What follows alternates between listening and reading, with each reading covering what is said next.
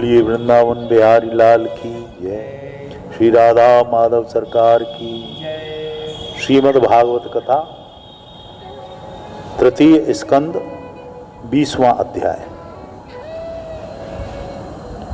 अनेक प्रकार की सृष्टि का वर्णन।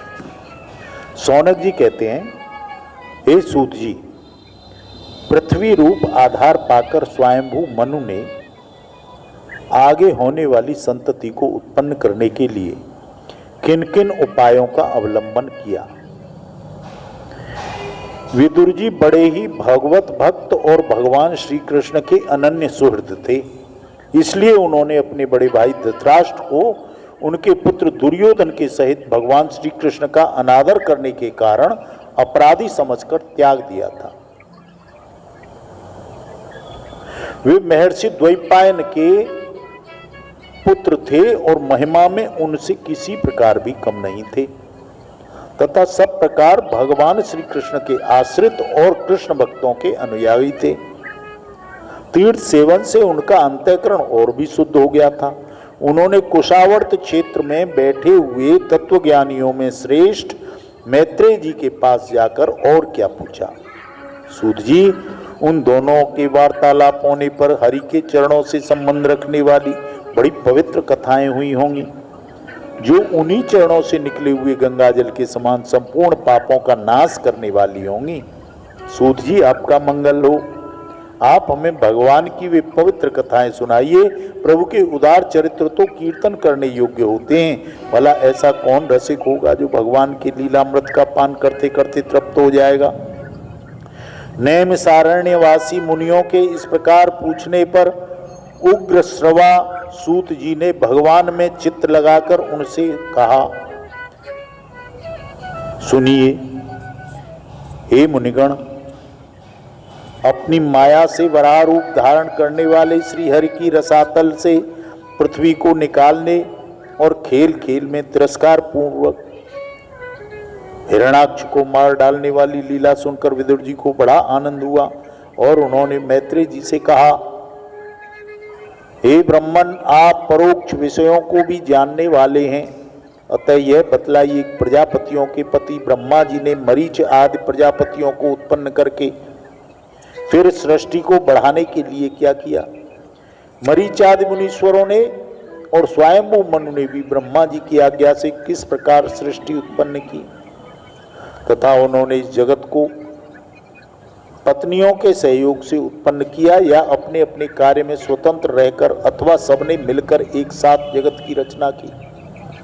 मैत्रेय जी ने कहा, विदुर जी, जिसकी गति को जानना अत्यंत कठिन है, उस जीवों की प्रारब्ध, प्रकृति की नियंता पुरुष और काल, इन तीन हेतुओं से भगवान की सन्निधि से त्रिगुणमय प्रकृति में क्षोभ होने पर उससे महतत्व उत्पन्न हुआ। देव की प्रेरणा से रज प्रधान महतत्व से वैकारिक और राजस तामस तीन प्रकार का अहंकार उत्पन्न हुआ। उसने आकाश आदि पांच तत्वों के अनेक वर्ग प्रकट किए। वे सब अलग अलग रहकर भूतों के कार्य रूप ब्रह्मांड की रचना नहीं कर सकते थे। इसलिए उन्होंने भगवान की शक्ति से परस्पर संगठित होकर एक सुवर्ण अंड की रचना की।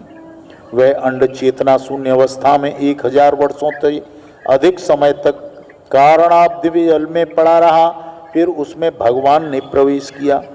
उसमें अधिष्ठित होने पर उनकी नाभि से सहस्र सूर्यों के समान अत्यंत दैदीप्यमान एक कमल प्रकट हुआ।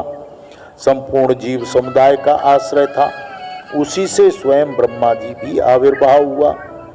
जब ब्रह्मांड के गर्भ के रूप में जल में शयन करने वाले नारायण देव ने ब्रह्मा के अंतःकरण में प्रवेश किया, तब वे पूर्व कल्पों के द्वारा निश्चित की हुई नाम रूपमयी व्यवस्था के अनुसार लोकों की रचना करने लगे। सबसे पहले उन्होंने अपनी छाया से तामिश्र, अंधतामिश्र, तम, मोह, महामोह, ये 5 प्रकार की अविद्याओं को उत्पन्न किया। ब्रह्मा जी को अपना वह तमोमय शरीर अच्छा नहीं लगा, तो उन्होंने उसे त्याग दिया। जिससे भूख प्यास की उत्पत्ति होती है, ऐसे रात्रि रूप उस शरीर को उसी से उत्पन्न हुए यक्ष और राक्षसों ने ग्रहण किया। उस समय भूख प्यास से अभिभूत होकर वे ब्रह्मा जी को खाने के लिए दौड़ पड़े। इसे खाओ, इसे खाओ, इसकी रक्षा मत करो, क्योंकि वे भूख प्यास से व्याकुल हो रहे थे। ब्रह्मा जी ने घबराकर उनसे कहा, अरे यक्ष राक्षसों, तुम मेरी संतान हो, इसलिए मुझे भक्षण मत करो, मेरी रक्षा करो। उनमें से जिन्होंने कहा खा जाओ वे यक्ष हुए, और जिन्होंने कहा रक्षा मत करो वे राक्षस कहलाए। फिर ब्रह्मा जी ने सात्विकी प्रभा से दैदीप्यमान होकर मुख्य मुख्य देवताओं की रचना की। उन्होंने क्रीड़ा करते हुए ब्रह्मा जी के त्यागने पर उनका वह दिन रूप प्रकाशमय शरीर ग्रहण कर लिया। इसके पश्चात ब्रह्मा जी ने अपने जगन देश से कामासक्त असुरों को उत्पन्न किया। वे अत्यंत काम लोलुप होने के कारण उत्पन्न होते ही मैथुन के लिए ब्रह्मा जी की ओर दौड़े। यह देखकर पहले तो वे हंसने लगे, फिर उन्होंने निर्लज्ज असुरों को अपने पीछे लगा देखकर भयभीत होकर बड़े जोर से भागे। तब उन्होंने कृपा करने के लिए उनकी भावना के अनुसार दर्शन देने वाले शरणागत वत्सल वरदायक श्री हरि के पास जाकर कहा, हे परमात्मन, मेरी रक्षा कीजिए। मैंने आपकी ही आज्ञा से प्रजा उत्पन्न की थी, किंतु यह पाप में प्रवृत्त होकर मुझको ही तंग करना चाहती है। हे नाथ, एकमात्र आप ही दुखी जीवों की ओर दुख दूर करने वाले हैं। जो आपकी चरण शरण में नहीं आते उन्हें दुख भोगने पड़ते हैं। प्रभु तो प्रत्यक्षवत सबके हृदय की जानने वाले हैं। उन्होंने ब्रह्मा की आतुरता देखकर कहा, तुम अपने इस काम कलुषित शरीर को ही त्याग दो। भगवान के इस प्रकार कहते ही उन्होंने वह शरीर छोड़ दिया। ब्रह्मा जी का छोड़ा हुआ वह शरीर एक सुंदरी स्त्री संध्या देवी के रूप में परिणत हो गया। उसके चरण कमलों के पाजे झंकृत हो रहे थे, उसकी आंखें मतवाली हो रही थी, कमर करधनी की लड़ियों से युक्त सजीली साड़ी से ढकी हुई थी। उसके उभरे हुए स्तन इस प्रकार एक दूसरे से सटे हुए थे, उनके बीच में कोई अंतर ही नहीं रह गया था। उसकी नासिका और दंतावली बड़ी सुगढ़ थी। वह मधुर मधुर मुस्कुराती हुई असुरों की ओर हाव भाव पूर्ण दृष्टि से देख रही थी। वह नीली नीली अलकावलियों से सुशोभित सुकुमारी लज्जा के मारे अपने आंचल में ही सिमटी जाती थी। विदुर जी उस सुंदरी को देखकर सबके सब असुर मोहित हो गए।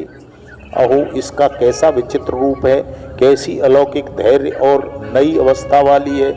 देखो, हम काम पीड़ितों के लिए यह कैसी बेपरवाह विचरण कर रही है। इस प्रकार उन कुबुद्धि दैत्यों ने स्त्री रूपिणी संध्या के विषय में तरह तरह के तर्क वितर्क करके फिर उसका बहुत आदर करते हुए प्रेम पूर्वक पूछा, हे सुंदरी, तुम कौन हो, किसकी पुत्री हो? हे भामिनी, यहाँ तुम्हारा आने का क्या प्रयोजन है? तुम अपने अनुरूप रूप वाला बेमोल सौदा कराकर हम अभागों को क्यों तरसा रही हो? अबले तुम कोई भी क्यों न हो, हमें तुम्हारा दर्शन हुआ, यह बड़ी सौभाग्य की बात है। तुम अपनी गेंद उछाल उछाल कर हमें सबको मन को मथे डालती हो। हे सुंदरी, तुम जब उछलती हुई गेंद पर अपनी हथेली से थपकी मारती हो तब तुम्हारा चरण कमल एक जगह नहीं ठहरता। तुम्हारा कटि प्रदेश स्थूल स्तनों के भार से थक जाता है। तुम्हारी निर्मल दृष्टि से एकाएक झलकने लगती है। अहो, तुम्हारा केश पास कैसा सुंदर है। इस प्रकार स्त्री रूप से प्रकट हुई हो। सायंकालीन संध्या ने उन्हें अत्यंत कामासक्त कर दिया और उन मूढ़ों ने वही रमणी रत्न समझकर उसे ग्रहण कर लिया।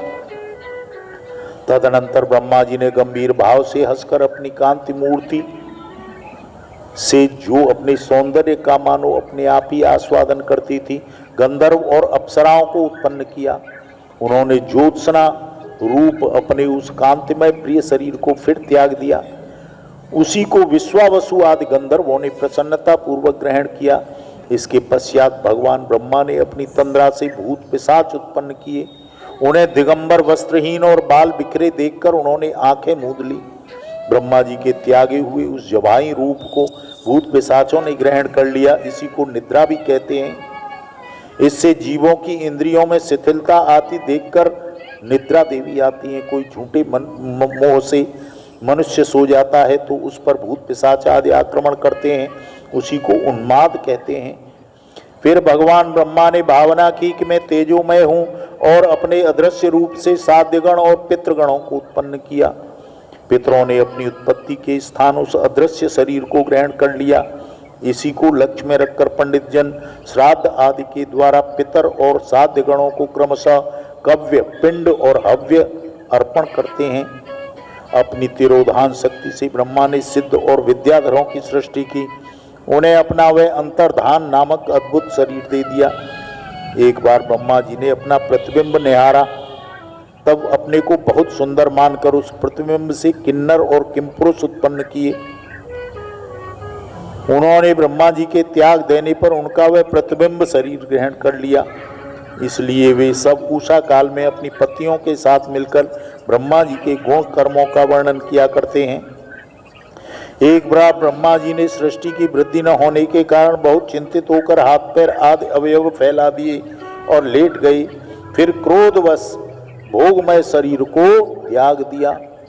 उससे जो बाल झड़कर गिरे वे अहि हुए और उससे हाथ पैर सिकोड़कर चलने से क्रूर स्वभाव वाले सर्प और नाग उत्पन्न हुए, जिनका शरीर फण रूप कंधे के पास बहुत चौड़ा होता है। एक बार ब्रह्मा जी ने अपने को कृतकृत्य अनुभव किया और उस समय अंत में उन्होंने अपने मन से मनुओं की सृष्टि की। ये सब प्रजा की वृद्धि करने वाले हैं। मनस्वी ब्रह्मा ने उनके लिए अपना पुरुष आकार शरीर त्याग दिया। मनुओं को देखकर उनसे पहले उत्पन्न हुए देवता गंधर्वादि ब्रह्मा जी की स्तुति करने लगे। बोले, हे विश्वकर्मा, ब्रह्मा जी आपकी यह सृष्टि बड़ी ही सुंदर है। इसमें अग्निहोत्र आदि सभी कर्म प्रतिष्ठित हैं। इसकी सहायता से हम भी अपना अन्न ग्रहण कर सकेंगे।